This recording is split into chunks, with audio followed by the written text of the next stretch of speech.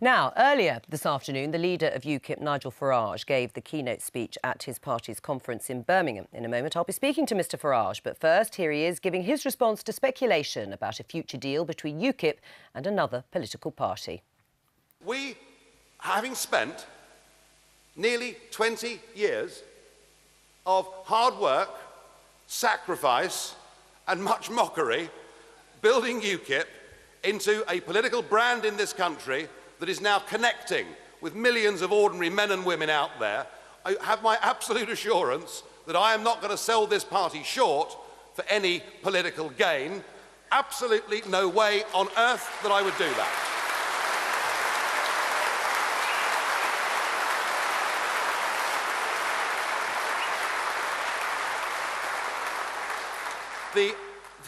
The only way we would even consider a negotiation of any kind at all would be if first an absolute promise was made to give this country a full, free and fair referendum so that we could decide whether we remain members of the EU or not. Well, we can speak to Nigel Farage, as if by magic, from the UKIP conference now. Nigel, welcome to the programme. You probably heard yourself there just a few seconds ago. I did, yes. You are considering it, though. If those conditions were met, if there was that deal signed in blood to give a referendum, you'd go for it? Let's just be clear what's happening here. What is happening is the Eurosceptics in the Tory party are screaming at David Cameron. They're saying, look, the Lib Dems are going to go off to Labour. UKIP are at 10% of the polls. You must do a deal with UKIP. It's them calling for a deal. I haven't called for a deal. What I have said is that I will not do a deal that compromises the party for short-term political gain. But if something was on the table that meant we could more easily walk through a door marked independence, we'd be crazy not to consider it. But we couldn't even negotiate anything until we absolutely knew that this country was going to get a full, free and fair referendum on our EU membership. What conversations are you having with members of the Tory party along those sorts of lines? We are not having any conversations formally with the Tory party whatsoever. Right. What we are doing is having lots of conversations with patriotic Eurosceptics in the Conservative Party at all levels who are finding it very difficult to survive under David Cameron's leadership. They still, many of them, hope and believe that David Cameron will do the right thing and will respond to this treaty that Mr Barroso tells us we have to have by giving us an in-out referendum. And I would say this, that if Cameron does not deliver an in-out referendum, then I think what you'll see are many more Eurosceptics from the Conservative Party coming across and joining UKIP. OK, so you're saying the Tories are running scared at the moment, or some of them in terms of the polling that you've got, and also that some of them are looking at you as a Eurosceptic alternative. But is that partly the problem with your party? Is that still how you are characterised, only as a Eurosceptic alternative to the Conservatives? Well, I think that's unfair for two reasons. Firstly, people underestimate, particularly in the Midlands and the North, just how many old Labour votes UKIP takes, and these messages appeal to the left and right of the political spectrum. But secondly, I think if you look at the opinion polls, the UKIP share of the vote in terms of intention to vote in a general election, if it was held tomorrow, have trebled in the last 2 years, and that is because we are actually beginning to connect with people, not just on the question of who governs Britain, but how that Britain should be governed. And people know what we're saying increasingly on wind farms, education and law and order. OK, so you're going for a broad-based appeal, but on that basis, then a deal makes perfect sense. I mean, if you can extract that pledge, whatever it would look like, I'm not sure what you'd want them to do in order to keep to that cast-iron guarantee, because then you would get some seats at Westminster. Well, that may well happen, but for the moment, I have to tell you, my focus is on the Police and Crime Commissioner elections in November, the Corby by-election, the County Council elections next year. You know, this party is upbeat, it's in the most positive mood it's ever been. We are pushing forwards. One thing I do know, though, the most likely way that this country will get the right referendum is if UKIP becomes stronger. Right. I mean, you say, or I think people in the party have said, that UKIP can win the European elections in 2014. How realistic is that? Well, we weren't given a hope by anybody in '99, and we established a toehold when 3 of us got elected. In 2004, we came third beating the Lib Dems. In 2009, we came second, beating the governing Labour Party of the day.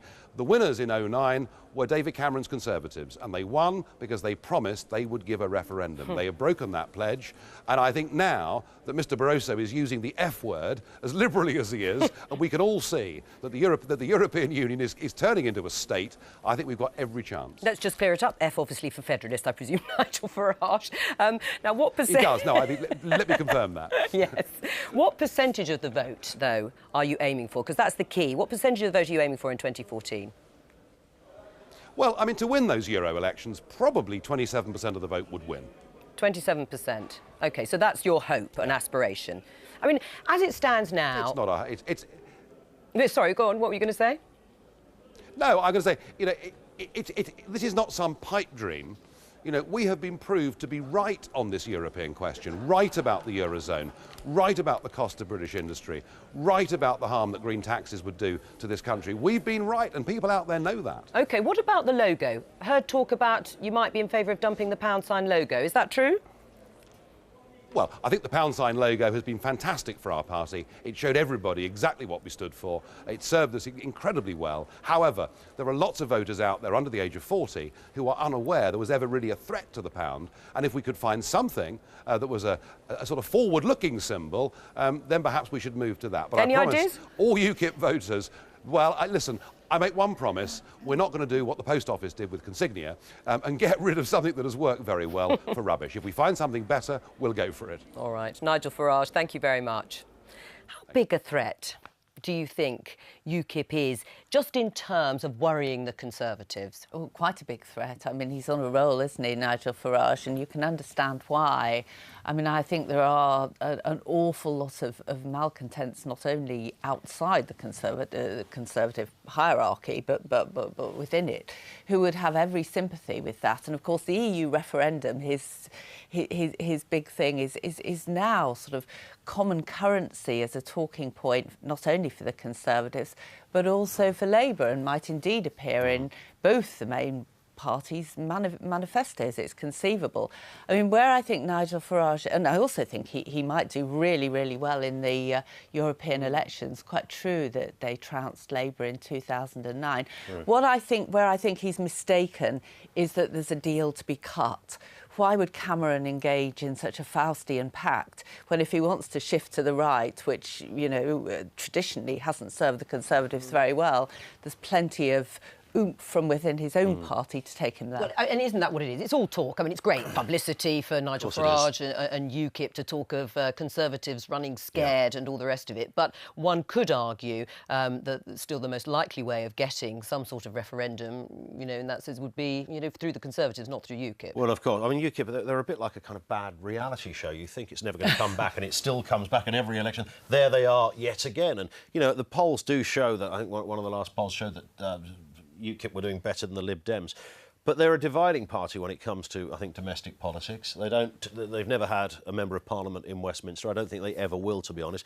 But they will certainly dilute the Conservative vote. And as Mary said, you know, they're looking for an absolute agreement from Cameron to say, yes, we're going to have a referendum. That's never going to happen in a month of Sundays. There's more chance of, there's more chance, I think, of David Cameron getting it's into the next election. Well, I mean, the thing is, though, electorally, as we get closer to 2015, I mean, you know, depending on what happens to the polls, there is, Mary, isn't there, a real sort of risk for the Conservatives if the Liberal Democrats still haven't built any more support and UKIP is into double figures. They've got to look at the numbers and think, what are we going to do at the next election if we were going to have any chance of having a coalition or winning? I think that's completely true, Jo, and I don't know how you resolve that one because, of course, we're going to see at the Lib Dem conference the view that, you know, the Tories have somehow contaminated the Lib Dem brand. But the same is true the other way round. I mean, a lot of people in the Conservative Party have been so uneasy about coalition. So how you hold the coalition together on one hand and on the other hand make yourself a coherent and electable Conservative government of the future is, I think, a very difficult trick. Well,